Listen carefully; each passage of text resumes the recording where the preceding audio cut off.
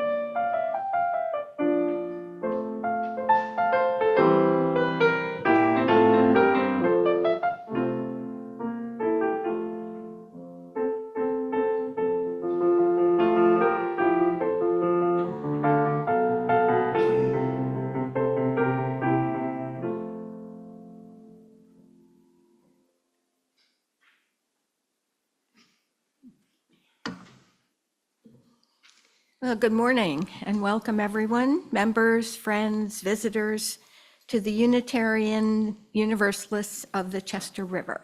And also welcome to those of you who are joining us on Zoom today. We come together as an intentional community gathered around our mission to support each other's individual spiritual journeys and to inspire, inform, and support all who seek a more equal and just community. And we're pleased to have all of you with us this morning. I'm Nancy Holland, your service leader this morning, along with Connie Schroth, and we're assisting Reverend Catherine, whose sermon today will be on healing with community, belonging, and love. We're thankful for Michael at the piano, Deb in the back, and everyone who makes this day and every Sunday possible. Thank you for all our volunteers. And I also wanted to do a special sort of thank you acknowledgement that we all drove in this morning on our new paved parking lot. So kudos to Bob for really taking that on, and it's wonderful. So very pleased.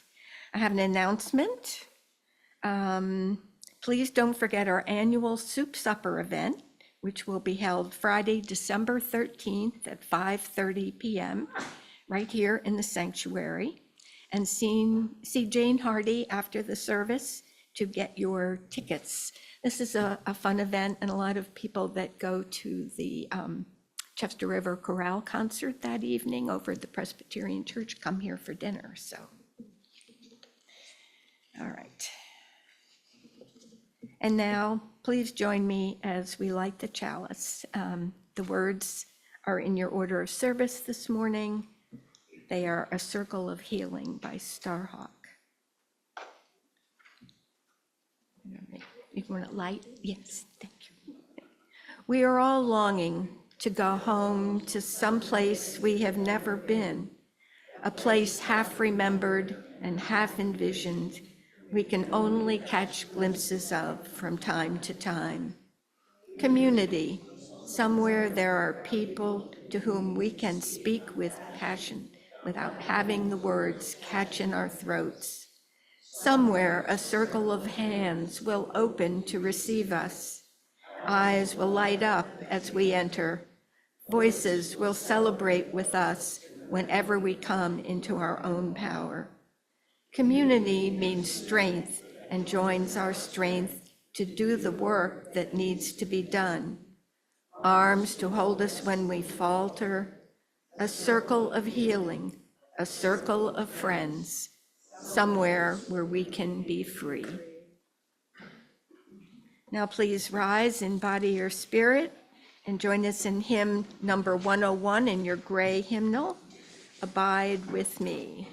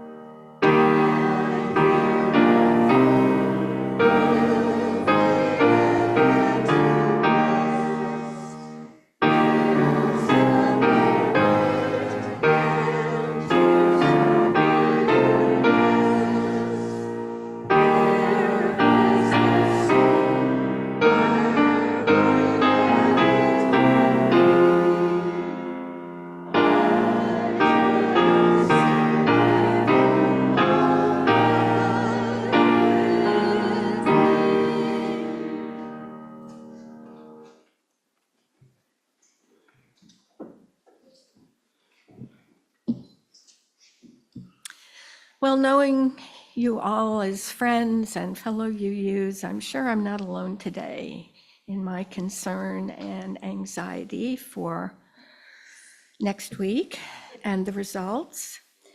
No matter the winner, and we may not even know that for days, they're saying, it seems our nation will be facing some chaotic, stressful, and hopefully not, but perhaps even some violent times ahead. Our theme today here is crisis and repair. Very fitting. May we take some advice and comfort from the words of Reverend Dave McFarland. His words are entitled, Practice Repair. Bless generously, curse rarely, practice repair.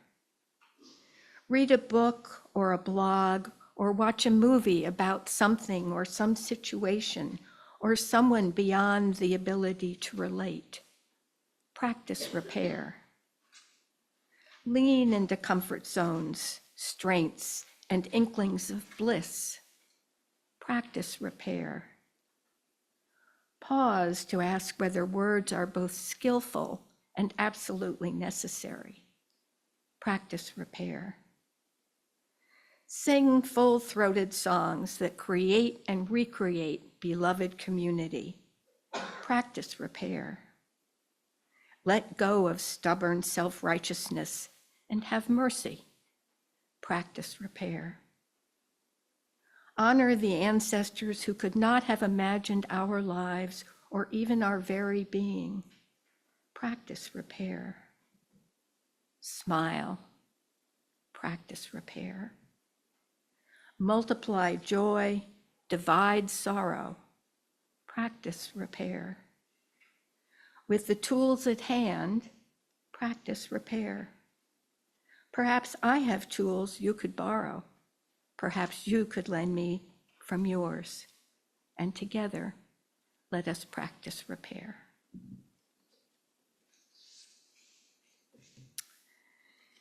And this morning we have a responsive reading. It is in your order of service. And let's see.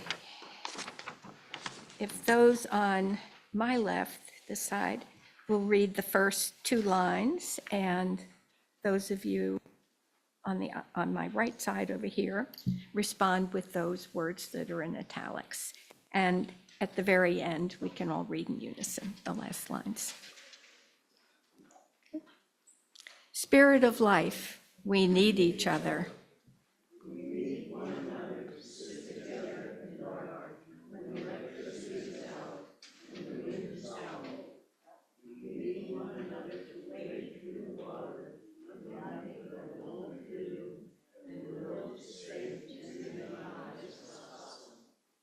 Spirit of life, we need each other. We need one another to help tear down our molding, rotten walls, and begin to put up new ones in the house that our grandfather built.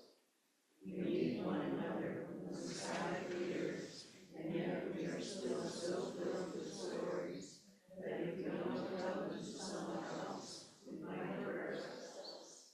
Spirit of life, we need each other. We need one another to make us laugh on the first day in a long while. And we need one another so that when our lungs are sprinkled, Christ will rise up. Spirit of life, we need each other. There is a community well from which we can drink that will keep us going until the thirst is over, the worst is past, and able to survive even when the rains come in. Spirit of life, we need each other. Now Connie will lead us in acknowledgments of the heart.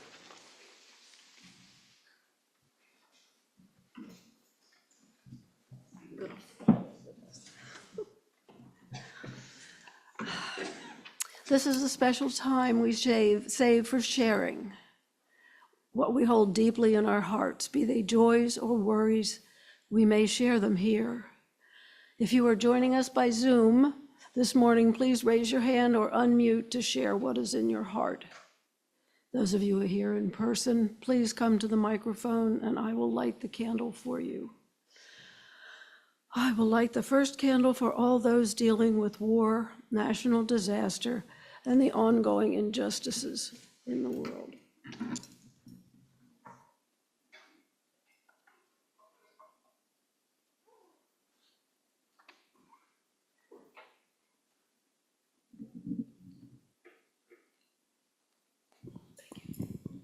Anybody like to share?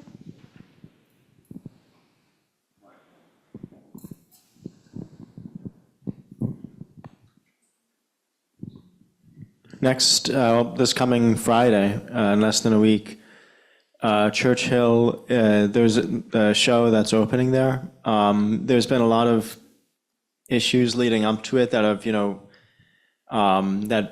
the cast has, worked through, issues with the production in it.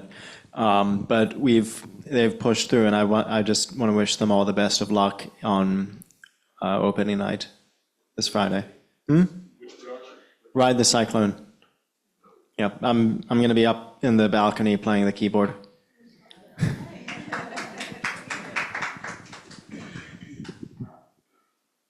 This is the parking lot man. Yes, for sure, a joy.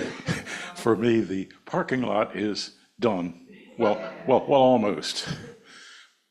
A few things we have to do, dressing up some of the trees and bushes and signage, but it's done. And I'm appreciative. I'm glad that it's done, but I want to acknowledge all the help I had. Diane was a star in taking care of the trees, because I've always said I don't do plants. But the support of everybody in the Building and Grounds Committee who reviewed and talked to me on our plans, all the members that have had good things to say about how it's gone and given me support and given us as a congregation support to do this project. So I'm really joyful for all of that. Thank you. Thank you. Thank you.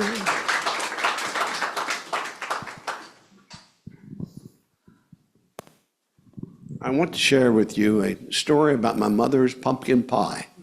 My mother moved to a different part of Harford County, got into a church there she really loved. The people were very accepting, which wasn't true when she came from before.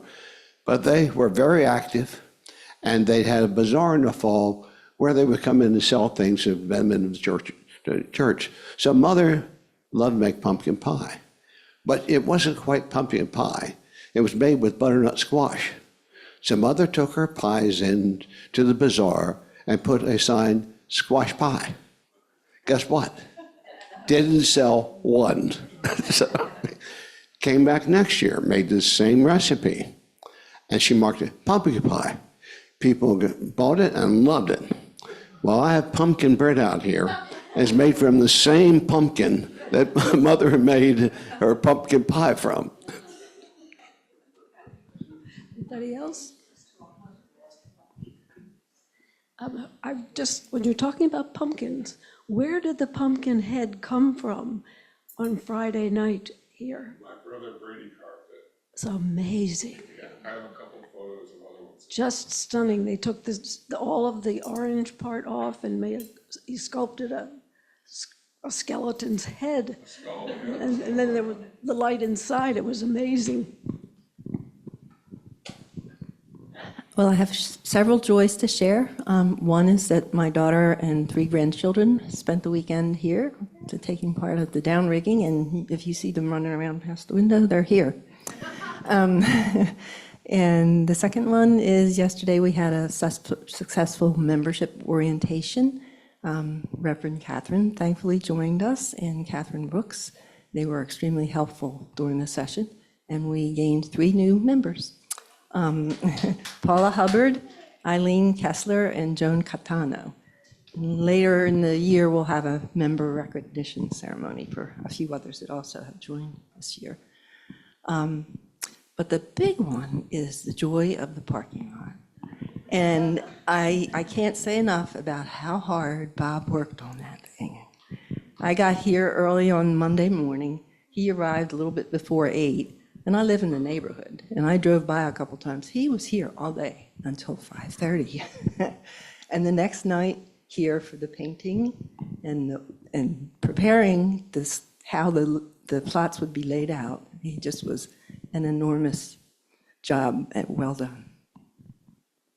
Yes.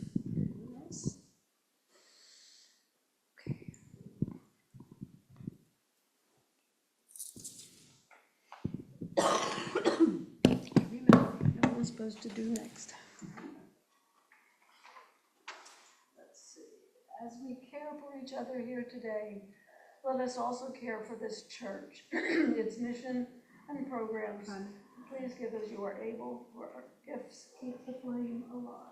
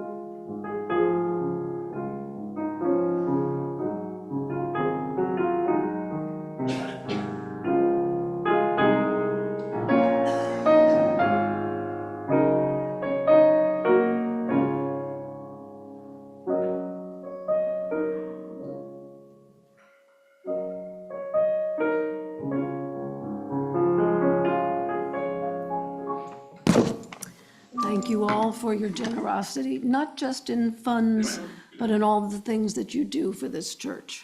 Thank you. It's a reading, and it is adapted from the book Crisis Contemplation, Healing the Wounded Village by Barbara Holmes.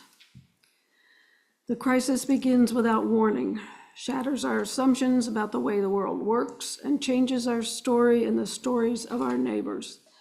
The reality that was so familiar to us is gone suddenly, and we don't know what is happening.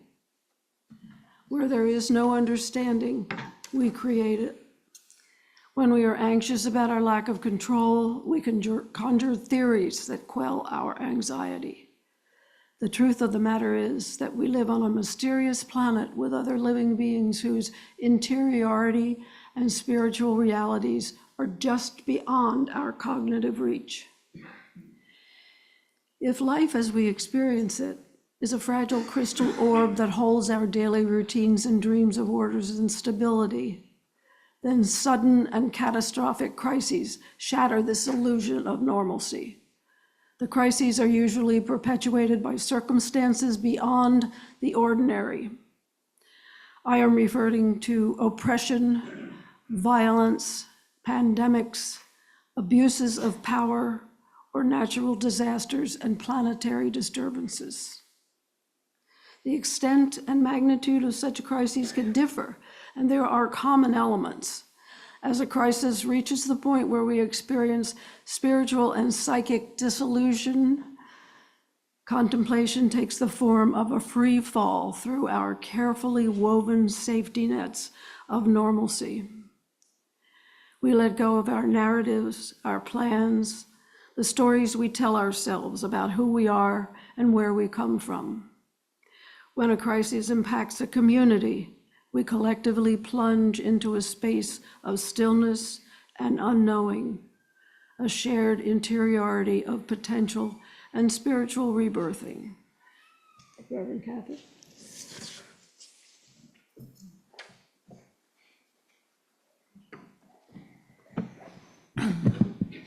Thank you, Connie. That was beautiful. Beloveds, I'm going to start by naming the elephant in the room. Has anyone felt or is anyone else feeling stress, anxiety, or concern about our society right now? Am I the only one? No. I see a lot of hands, right? And there's a lot to be upset about. The chronic crises we're experiencing on a global scale, the rise of autocracy with abuses of power, the environmental crisis with numerous natural disasters, war and genocide. We name them before we do our joys and sorrows because they are here. They are part of our lives. There are also beautiful autumn days, joy in this moment, powerful relationships, and fun gathered here with you. Companionship in our service of remembrance, honoring those who came before, and honoring how we live to be ancestors for those who will come after. And no matter what, there will be an after. Someone is coming after us. And that is important. Today, we are holding Exploring Crisis in Community and Healing in Love. Each of these chronic crises will spur acute points of crisis as well. The environmental crisis overall is causing catastrophic storms, fires, floods, droughts. The rise of autocracy is manifesting in laws marginalizing gender nonconforming people and women, weeks of contentious election that will have dramatic impacts on the future of our nation, communities, and lives. And beloveds, we may not know the result. I've heard weeks. I'm honestly thinking months. As soon as we start filing court cases, it's gonna take time, right?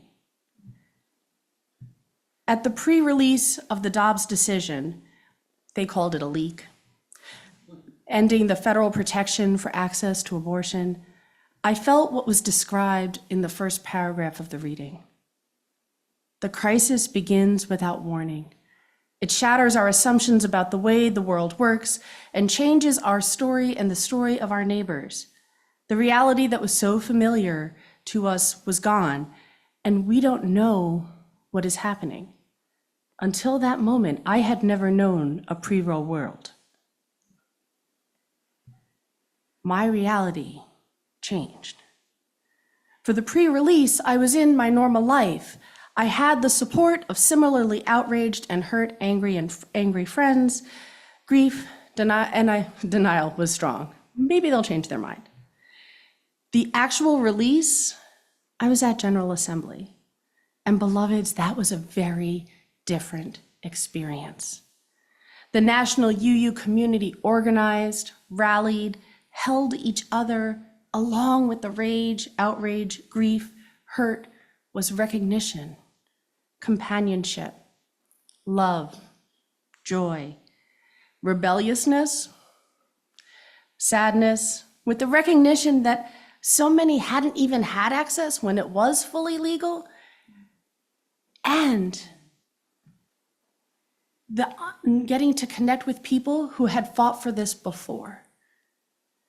Connecting to my ancestors in this legacy and recognizing that we can do this again.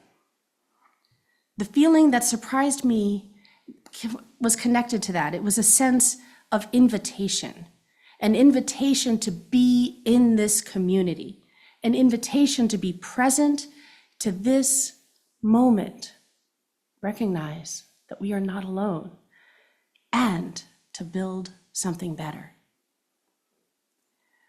So I do a spiritual practice of naming my emotions. I started when they were strong and intense, and it felt like I was only feeling one thing. And while eventually it did work for me, I'm gonna name that is probably not the best way to start or the best idea. Starting small is probably a better way to go. So for me, it's a way to lean into curiosity and recognize all that is there in our interiority and emotional lives, not just the loudest emotion in my body. That recognition opened the opportunity to make deeper meaning of those moments. So, beloveds, will you join me in a practice here? When I do this, I find it best to say the emotions out loud. And sometimes I'm honestly surprised by what I hear. We can name them softly, and if it feels better to name them in your mind right now, then I invite you to choose the level of vulnerability that is right for you in this space and place. I invite you to find a generally seated, comfortable position and let your eyes either unfocus or gently close. A hand to your heart and a hand to your belly may feel good. And lurking inward, look for the emotions that are there, where there's something your body is telling you. Is there tension? And what emotion is connected to that?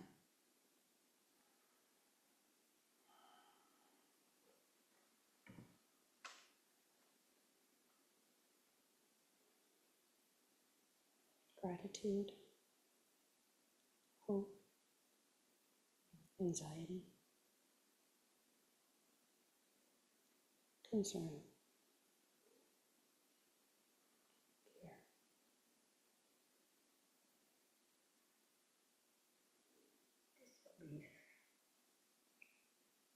disbelief, outrage,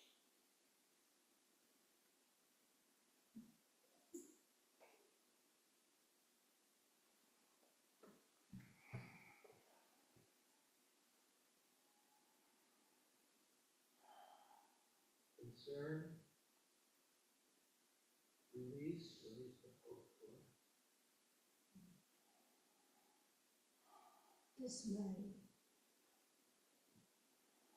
anger,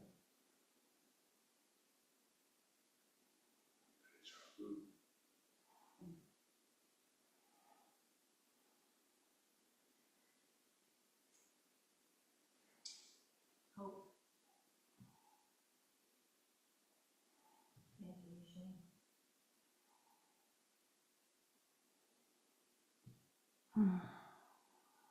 Thank you, beloveds.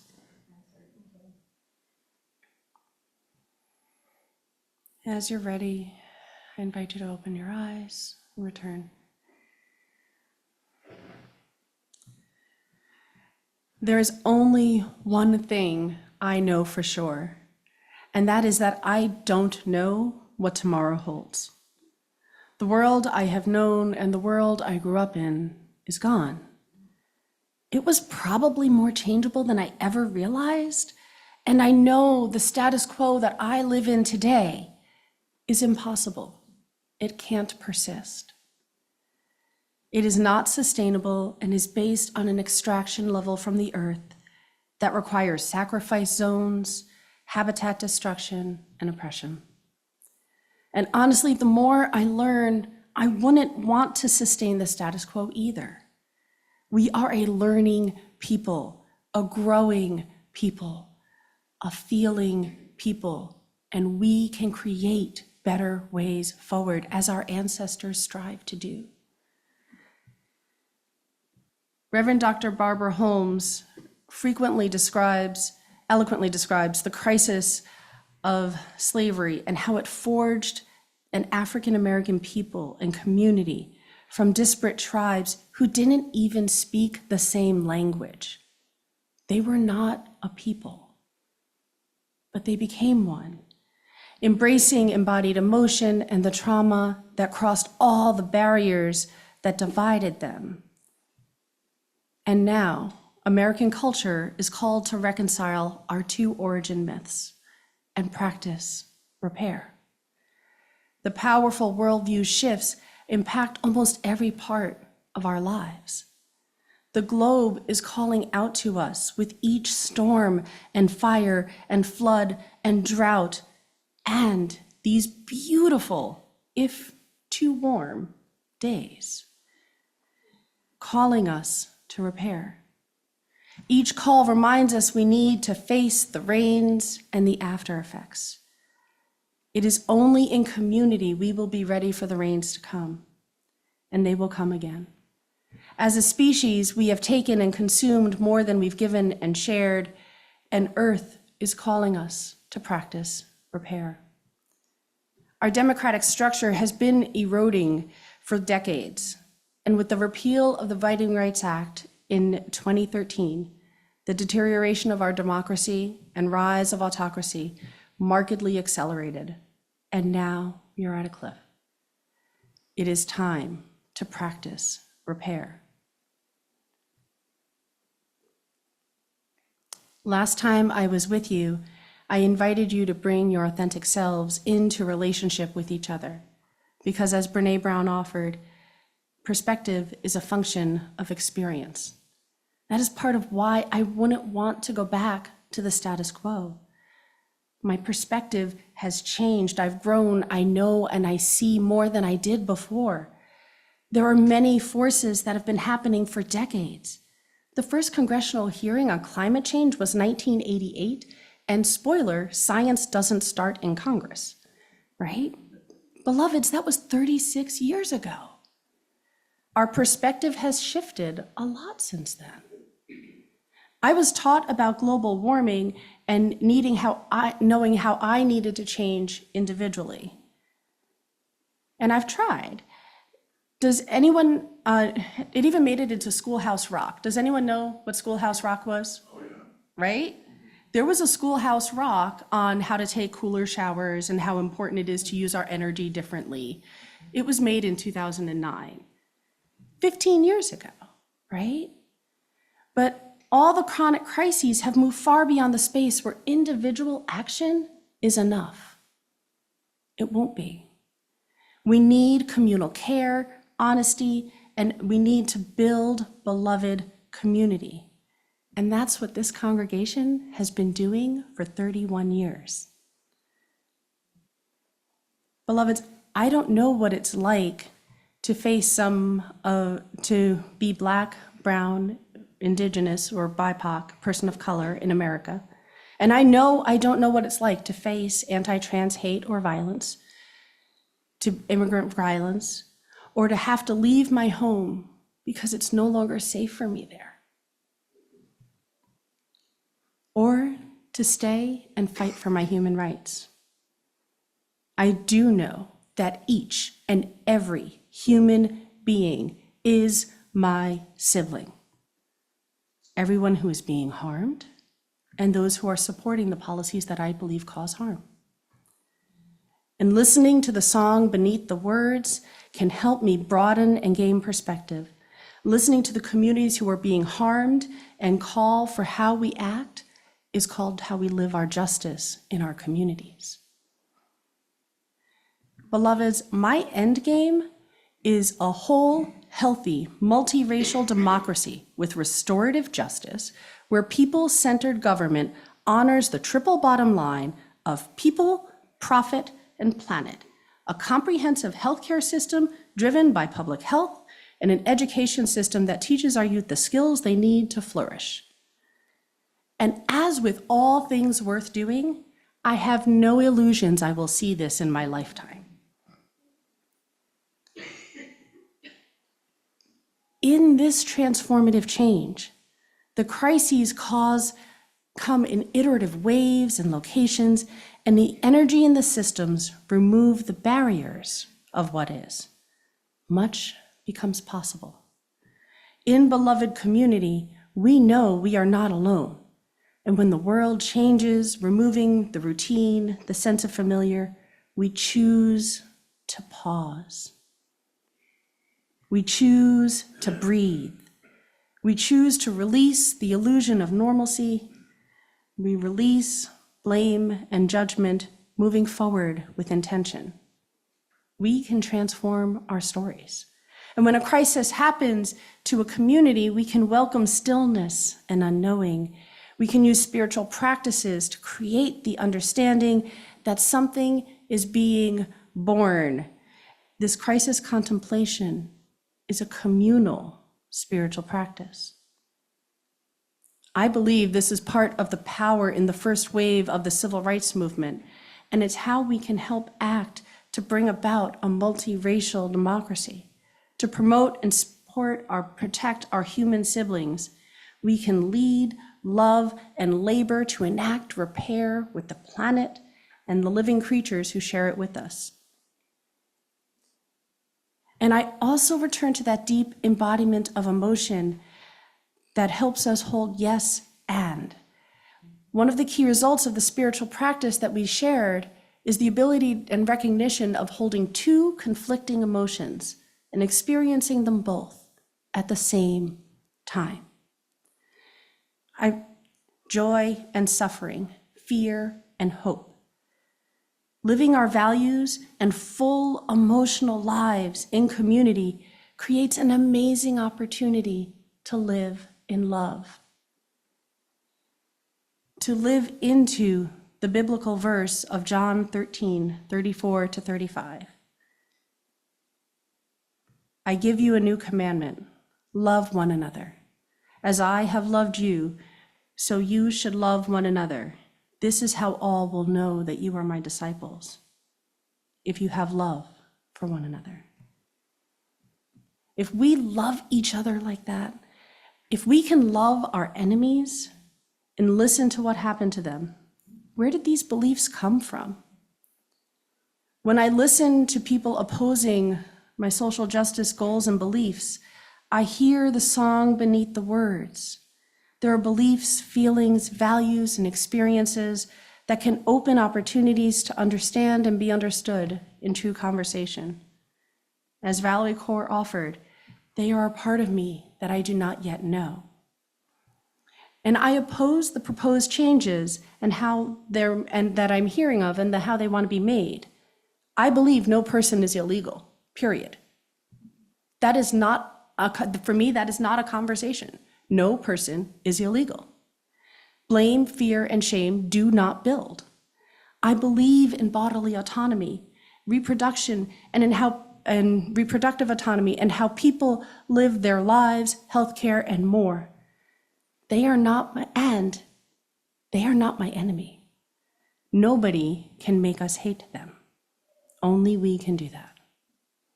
Simply, I refuse. In our new member orientation, Diane and Catherine shared the closing paragraph from the history of our UUCR website. I believe one of our founding members wrote it, and it's a beautiful description, building beloved community. In closing, I will offer it as a resonance with the beautiful chalice lighting that Nancy shared in Healing of Community. UUCR has had precious new babies born, beloved elderly members have passed away, and we've suffered dramatic loss of young adults who took their own lives. We've celebrated marriages, mourned separations and divorces, and proudly acknowledged the coming of age of teens who we have loved since their infancy. We've shouted in triumph, wept in grief, and held each other's hands in intimacy. Held each other at arm's length in stormy conflict. We've laughed, we've squabbled, we've danced, we've sung, we've said hello, we've said goodbye, we have fought and made up. We've survived a global pandemic.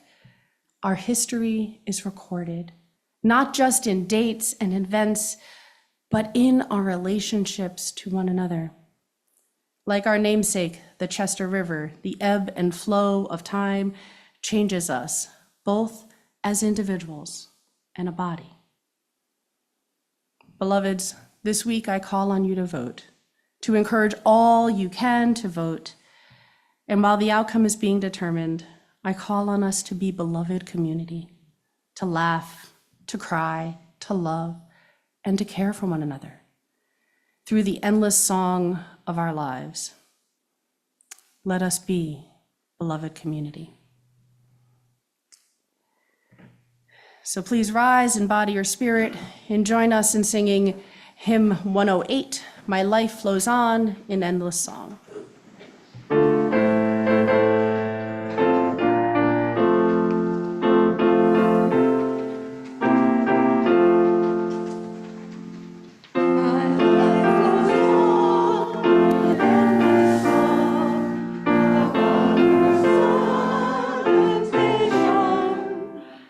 hear a real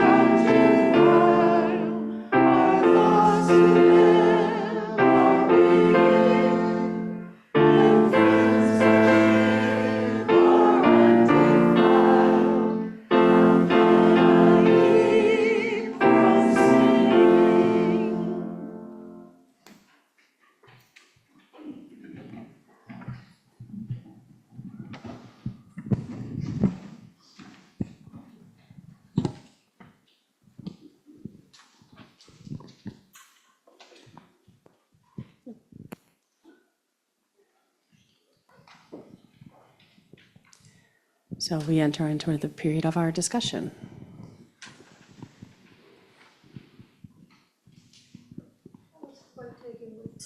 What Nancy had to say when she used the term repair over and over again, because I personally am at a crisis for the very reasons that we spoke of, and repairs it's something you think of that's going to come next after it's all over. And I have been actively working on it now because I am so distressed to the coming of what's coming. Thank you for naming that, Connie. For those who know, I've been doing a adult faith formation class in support of the upcoming constitutional amendment. And as I've been reflecting on what's coming up for a lot of us now, regardless of the outcome of what happens next week, about half our country think a process in that direction is a good plan. So clearly to me, there needs to be repair. And did anyone read the UUA Common Read last year for repentance and repair? If I actually did, and it was fantastic, and that's what I want to offer next. And it walks through what I found to be a really grounding and helpful way to reflect on when mistakes happen, how we can go into repair when we do it, because spoiler, we all do, and how we can see it also in a larger context as well. It's grounded in some of the Jewish tradition that I thought was really beautiful. So keep your eye out. I think that's what's coming up for me as part of how I'm working with what I'm feeling about that.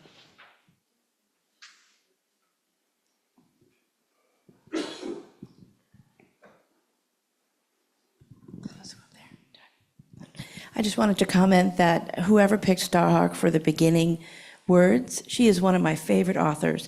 And I want to recommend a book called Truth or Dare that is all about how we have power. And she really dives into the idea of power under, power over, and power with, which is what I think all of us are striving for. But understanding those dynamics, I think, can be very helpful. And the seeing her name there reminded me that this is on my list to read again. It's very good. Thank you for naming that, Deb. And sometimes you have an allergy to the word power, right? Not everyone, but sometimes in our community it can be a challenge. And so naming the important power of power with, right? Power to and power with. Those we seek, that's important. And it doesn't have to be power over. It's a different way of managing power, right?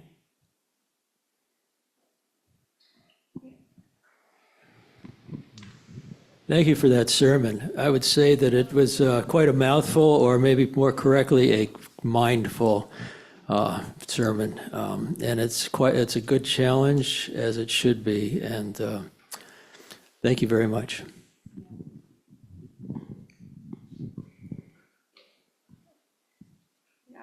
I think there's a healing needing me. I need to heal some of my hurts, my bruises, and all these things, and so I can become more powerful and able to continue to whatever is. I still want to live and help and love my country, all these things. So I need to heal. There's a lot of healing to do inside me too.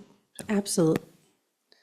Thank you for naming that. That's super important for us to be able to do sustainable work, right? It's easy to shine up on the protest. It's harder to make it actually happen in real life, and that sustained effort.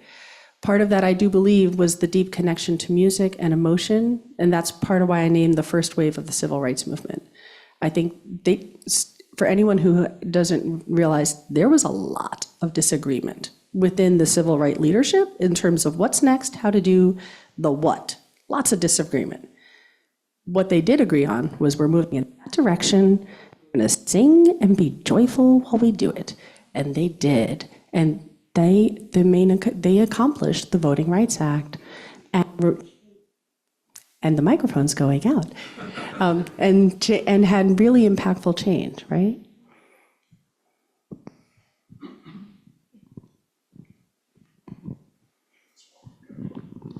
This is a quote I read yesterday that I really liked. It says, Though we do not wholly believe it yet, the interior life is real life, and the intangible dreams of people have a tangible effect on the world. That was written by James Baldwin. So that speaks to me because as long as it's in your mind and you can dream it and hope for it, there's a chance that it will become real. And the flip is true too, right? When we work so hard and we don't allow ourselves space to dream or to imagine, then we can't make the world how we would love to see it, right? So that's part, and for me, that connects back to Leanne's healing, right?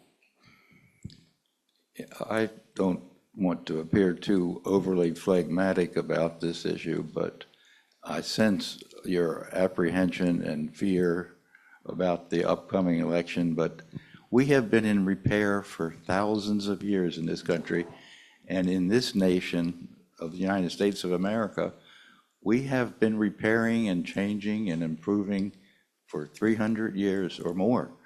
And the Native American issue that was just on the table last week, about 180 years of that, it's taken a long time, but we have come to repair that. So I think we have an awful lot of optimism, and the dissension is each side being able to express themselves. I think we should be taking joy that each of these issues can be expressed in this nation.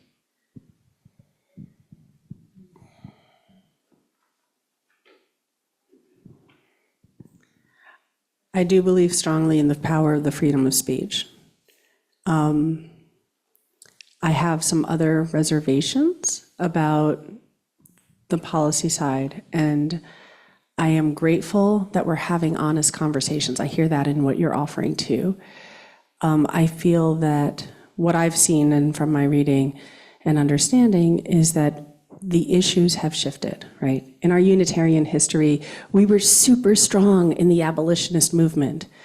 And one of the stories we love to tell was one of my ancestors in legacy, Theodore Parker, a Unitarian minister in Boston, fervent abolitionist, hid slaves in formerly enslaved people who were escaping in his sanctuary and in his buildings, kept a gun in his drawer to protect them from the slave catchers.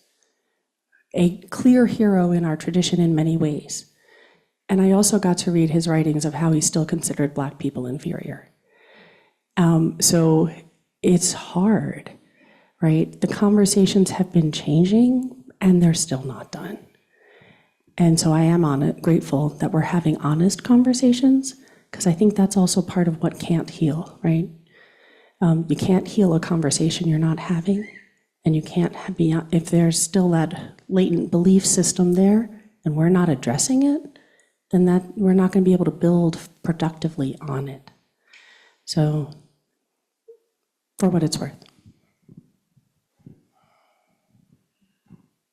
Anything else? Okay. I think we should all give a cheer for saying, yes, I am happy to be a Unitarian. Woo! 3 cheers. Thank you for lifting that up and bringing us back to that joy is our birthright, right? Every breath, every moment we're here, joy is our birthright. And it's everyone's birthright.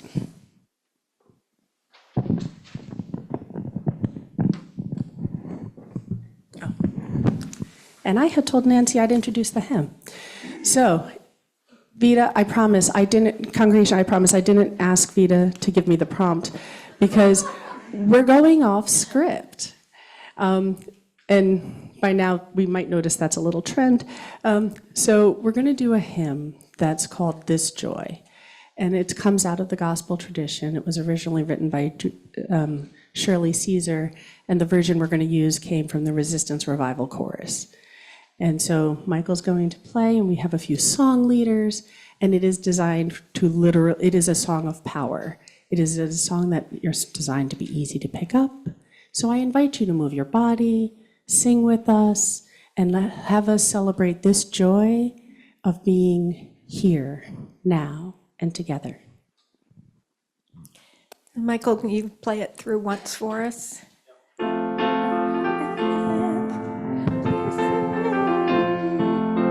This joy that I have, the world didn't give it to me. This joy that I have, the world didn't give it to me. The world didn't give it, the world can't take it away. Okay. Feel free to get up and sway to the music. Me, this joy, mine, oh, oh, oh, this can give it to me. This joy of mine, the world didn't give it to me. Don't you know that the world didn't give it, the world can't take it away.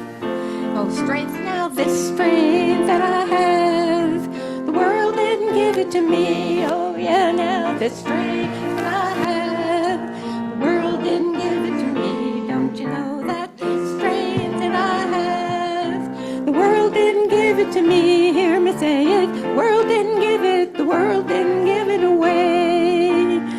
Oh, love now, this love that I have, the world didn't give it to me. Oh, no, no, this world that I have, the world didn't give it to me. Don't you know that this world that I have, the world didn't give it to me. The world didn't give it to me, the world didn't take it away. And pride now, this pride that I have, the world didn't give it to me. Oh no, this pride that I have, oh yeah, now this give it to me. Hear me say it, this pride that I have, the world didn't give it to me. The world didn't give it, the world can't take it away. And peace, this peace that I have, the world didn't give it away. No, no, no, this peace that I have, I'm telling you, the world didn't give it away. Now you hear me, this faith that I have, the world didn't give it to me. The world didn't give it, the world can't take it away. Let's sing joy now, this joy that I have. The world didn't give it to me, this no, no, this joy that I have. Oh yeah, now the world didn't give it to me. Hear me say it, this joy that I have. The world didn't give it to me. The world didn't give it, the world can't take it away.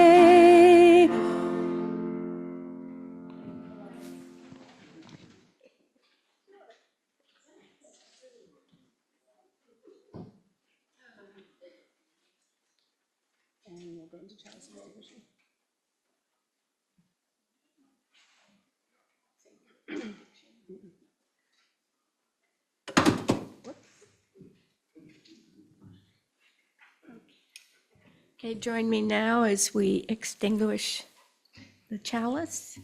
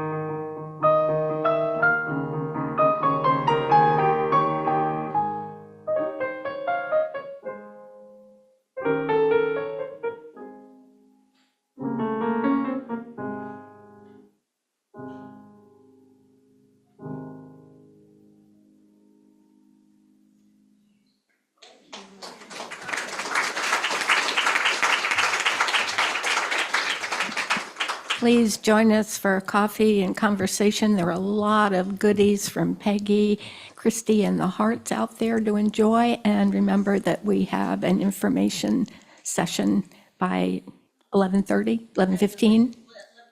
11:15, back in the sanctuary, about our legacy, legacy committee, important information.